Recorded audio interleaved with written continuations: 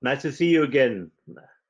So we will continue today our series of discussions around program management and PGMP. And so one thing I wanted to ask you today is actually, if I'm a project manager or a department lead, whatever, and I'm thinking about becoming a program manager, what are the 10 top things, I should think about? What would you recommend to me? Thomas, thank you very much once again. It's a pleasure to talk with you on, we have started this series some time back in 2019 and continuing 2020. So it's kind of, we are building a body of knowledge where anybody can learn from, whatever discussion we are doing today or going in future. So, we will be talking about program management. We will be talking about project management, portfolio management, whatever can help people and they can grow. So thanks, Thomas. A really good question. Many people are asking, yes, I have done a lot of project management and I wanted to become program manager or grow into the program management and gain my expertise in that area. So I actually built 10 top tips. I'm just calling that 10 top tips, but yeah. So let me give you one by one, and feel free to add your value into this wherever you feel like. So the top one for me is good knowledge and understanding of PMI standard. To me, PMI has done really good job to build these standards. Like PMBOK was one, they started in late 90s, and then they come up with the PMI, another standard, the standard for program management. So, and also along with these standard, PMI also come up with the role definition of a program manager. So each of the certificate PMI have started, they also have a role definition. They call it examination content outline. So you should be reading first. My suggestion is go through the role of your program manager, understand what is expected for you as a program manager in various domains. And along with those, when you go through the tasks and activities or skills and knowledge required, you should also look at the standard for program management and also the PMBOK. All this will help you to have some basic understanding of a program manager. Okay. And the second tip I have is you should be reading more and more program management related articles and books, journals, and latest, some of the journals coming out from PMI as well. And not only PMI, there are other good publishers. They are coming out with really good articles and books, and LinkedIn is full of good articles. So I think people should be, subscribing to such articles, and they should be subscribing this YouTube channel as well, so that they can continue to learn from us and coming future videos as well. So yeah, learning from other people is a good idea. And my third tip is to join. Social media is very, very powerful nowadays, especially the LinkedIn and various groups on Telegram or WhatsApp, Facebook. Just be on the relevant top, groups. You don't want to be in all the groups where you're getting a lot of unknown or unwanted messages.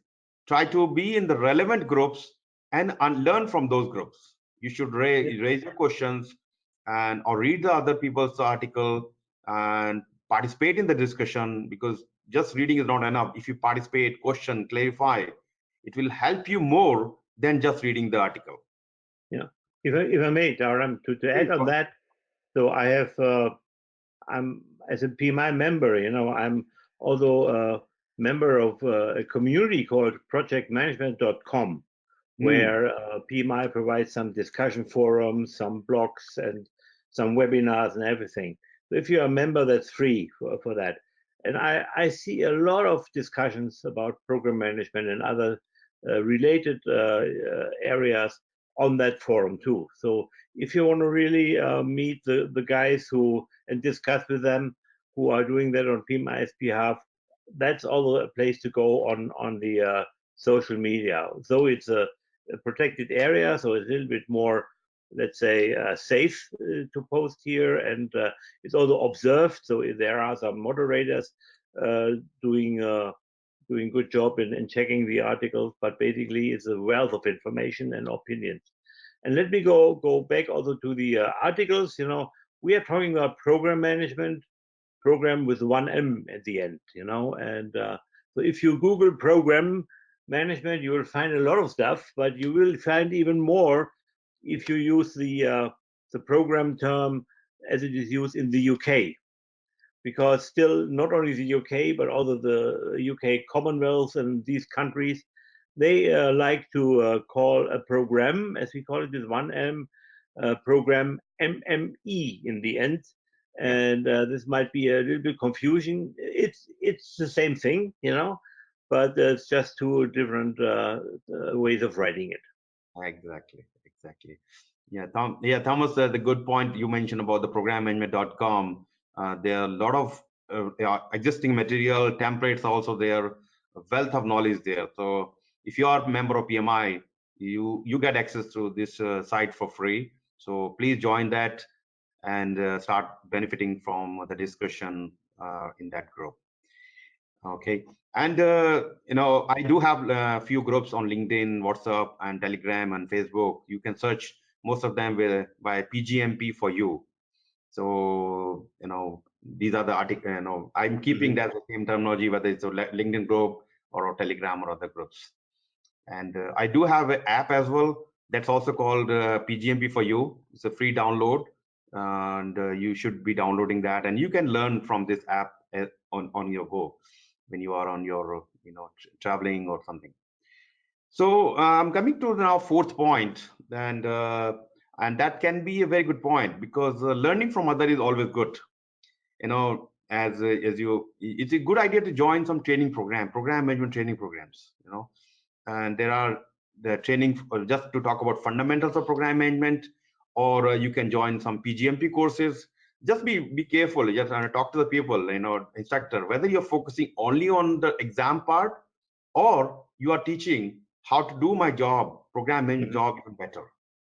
Because most of the training companies or trainers, they just focus on teaching you how to pass the exam, which is good, that give you a certificate. But at the end of the day, it's not only the certificate. What matters is the knowledge you gain out of this process. Yeah. That is very, very important. So if you happen to join my training program, PGMP, I'm running the program like a virtual program or a classroom program. Yes, I do focus on passing the exam, but also making sure that you, even if you're not going for PGMP, you learn how to do your programs even better. Yeah. Yeah. So the fifth point I have is choose a right mentor. There are several people call themselves mentor, but you need to see who is your right mentor, where you can, especially if you can find the frequency match. I can keep talking to you and you keep giving instruction, and if you can't follow, then it's no point. So I have to be in your shoes, and you have to think from my what I'm giving you. And if you can follow my direction, you will be going all the way. You can achieve a lot of success. Yeah. So when you choose a mentor, or look for a mentor, maybe in your own company, somebody who has already done a lot of good jobs, or in your city or your country, or maybe nowadays virtual. I'm training almost every part of the world, so it doesn't matter where are you. What matters is the person is right, is the person willing to share, or this person is helping me to gain my knowledge, not just their pockets. And you get to know by talking to them. So reach out to them, have spent 10-15 minutes and understand their style, their learning, teaching, their other previous students, what they talk about them. So it is a good idea to have a discussion with them. Yeah, Dharam, just to mention, again, it's a benefit of the projectmanagement.com community we talked about just yesterday. One person out of Japan studying at the university in the US virtually. So he posted, "I'm looking out for a mentor." Yeah. And then I said, well, I'm volunteering for that, and we got into contact, and we had the first session within 2 days. So this is what the value of such a community is, that because you have like-minded people who talk the language, and although you have people in there who are willing to share and to help others. So and so like this, you get the support. And I'm mentoring about between 10 and 15 people. It depends, it's a little fluctuating, but it eats up maybe an hour call a month or whatever. I have others I meet once a week, but this is a good uh, uh, thing for me too, because I get their impressions and where they're living, so I get much more diverse opinions and viewpoints. So mentoring is a great thing. I know you are doing it for a living in in the program, but that's okay because you're mentoring with a specific focus. So I'm more about to mentor everybody who is in the profession, depending on his specific needs. Exactly. So whether it's paid or unpaid doesn't matter. What matters is, are you getting the value? Even your time is so important. Even like you said, Dharam, I can make $200,000 an hour. I don't know who's making, but yes, I'm making $200 per hour. Why should I spend my time with you rather than I can learn? So don't worry about the money or the time or location. You find your mentor who can think which who can support you and guide you in the right direction. That should be the goal. And by the way, if you want to talk to me, you can book an appointment with me by going to www.dharamsingh.co. So that's very simple. Whether it's talking about PGMP or PfMP, doesn't matter. Just pick 15-minute time. You get to know at least whether there's a frequency match or not, and if I can be the right person for you. Yeah. All right, moving on to my sixth point, Thomas. I think becoming part of PMI is very, very useful, especially if you can become part of the local local chapters. So currently, PMI has local chapters almost every part of the world, especially in the major cities. In some cities, you find 2 or 3 chapters as well. Like in San Francisco, I think there are 2 chapters. So look for the chapter who is more vibrant or active. They are bringing the right speakers, and go and attend these events. When I was in Sydney, and I have been attending. I was attending those chapter events since 2004. So whenever I can find time or energy, of course, and especially there's the right speaker, I book book to the event as soon as possible and make sure I'm joining those events. So learning from others this way is very, very powerful. And when you go to the chapter events, make sure to build your network as well. There are so many good people around. They are doing great job, and you never know. You can learn from them. Okay, don't just look for the I need a second job, next job or something. See how you can contribute to them, and they can contribute to you. And Thomas, I know you were the president of PMI Frankfurt chapter, and you also contributed a lot. So any feedback on the chapter events? Well, yeah, I was president of the Frankfurt chapter from 1998 to 2005, so it's some time ago. But as a board member of PMI for 6 years, I talked to a lot of chapter leaders, and most chapters are developing, they are learning, they are growing, and so they are always looking for ways how to serve their memberships and how to create new programs. So even if you go to a chapter and they don't have maybe speakers and program management, too many people there, if you ask them to start something, maybe you can help them start something, then it will develop also a community for program management. So if there is no interest in program management because nobody speaks up, why should they do that? Only if they know there are people out there interested, then they will act. Exactly. So you have to tell them, like, I'm interested in to learn more about program management. So they will look for some speakers around the world and invite them. And most of the speakers, when they come and talk to you, they are free. Not they have to travel as well. But so they are generally coming maybe to promote themselves or to give you knowledge. So request your board to bring the right people into the discussion. Yeah. Perfect, great. I mean, I learned a lot from my Sydney attendance, where there are a lot of good speakers, We invited Dr. Ginger Levine, and we invited so many good people, and always good to learn from the experts. Yeah. So Thomas, I have a few more points. Number 7 point, I have attend PMI or project management, program management conferences or seminars. So just like each local events, you get to learn from the local people. But if when you go for the conferences, seminar, you get to learn from other like-minded people. They're generally, I mean, in some seminar, people coming from far away places, Yeah. other countries, other continents. So learn from them as well. Conferences will help you to learn a lot of things in a shorter time. And that's how you're going to learn and learn from like-minded people, build your network as you have to do as keep going. And next one I have is take initiative. Take the initiative to start some leadership teams or program management study groups. Yeah. Even if you're not preparing for PGMP or something, don't worry. Just pick a chapter from standard, the program menu standard, and create some slides and talk within your group of project manager, program managers. When you share knowledge, you actually learn a lot, because when you have to speak, you have to learn the topic even more. So why don't be you the leader of the study group? So learn from that and help other people to learn as well. Right. Okay.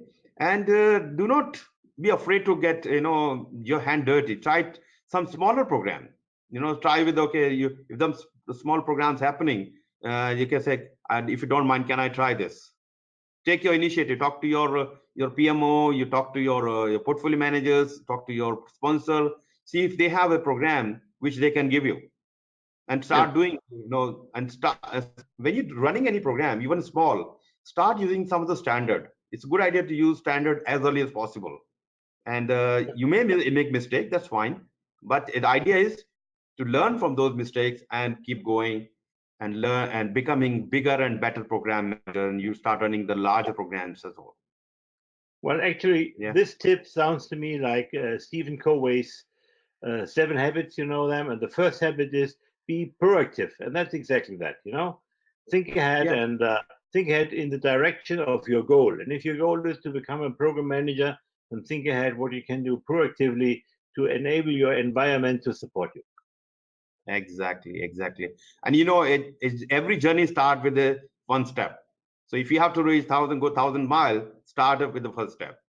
Yeah. Okay.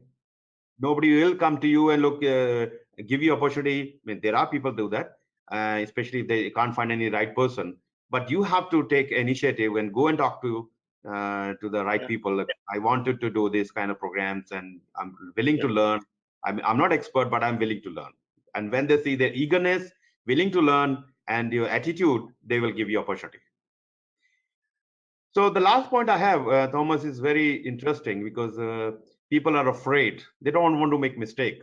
They don't want to. They feel that if I make a mistake or error, and it can impact my performance, it can impact my company's performance, or some. Yes, of course, there are some places you cannot make mistakes, which can be very, very impactful to your organization. But yeah, wherever you can, if you're running internal program or projects, you can take some risk and learn from them. So it's a continuous process. Making mistake is all okay, as long as you learn from them. Yeah. So I think, Thomas, we have shared a lot of things, and if people start following one or even all the points we have mentioned here, they will become very, very good program managers. And I definitely, I really appreciate you sharing your tips, because these tips came out of interacting with more than 250 program managers you successfully created as PGMPs. And I was especially intrigued by the 10th tip, don't be afraid, because that's exactly the mindset you want to create as a program manager. Don't be afraid, because you are the guy who's driving it. And if you are afraid, you will stop a program. But if you want to drive benefits out of a program, then you have to be proactive. You have to have this growth mindset, they are talking about. And Dharam, maybe just for the listeners, we talked a lot for 20 minutes or so. Let me try to just summarize it, the 10 points. Sure. First, read the standard and the exam content outline. Second, read more stuff about program management. There are a lot of books, articles, and so on.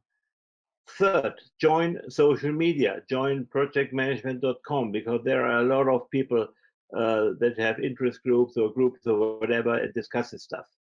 Fourth, join a training program. Don't try to do it alone. Fifth, choose a mentor. Sixth, attend chapter events and ask the chapter to support you in this journey to become a PGMP. Seventh, attend conferences about program and project management. And I saw the point of a lot of articles and discussions go around program management, because that's really getting more and more attention in the business world. Eighth, organize and lead study groups. So go together with others. We are only successful if we work together with others which are like-minded and have the same pain. So the pain to become a PGMP. Ninth, don't be afraid to do something and just be proactive. And 10th, don't be afraid. Develop a growth mindset, because you need it anyhow as a program manager. Perfect. Thank you. And this is showing that, Thomas, you are a very good listener. You got all the 10 points, 10 out of 10. Beautiful. So, we hope you get the right program management role and you go all the way. Of course, you have to work and you have to have a dedication and commitment for your success. So do whatever is required to become a successful program manager. And we are here to support. Please reach out to me or to Thomas.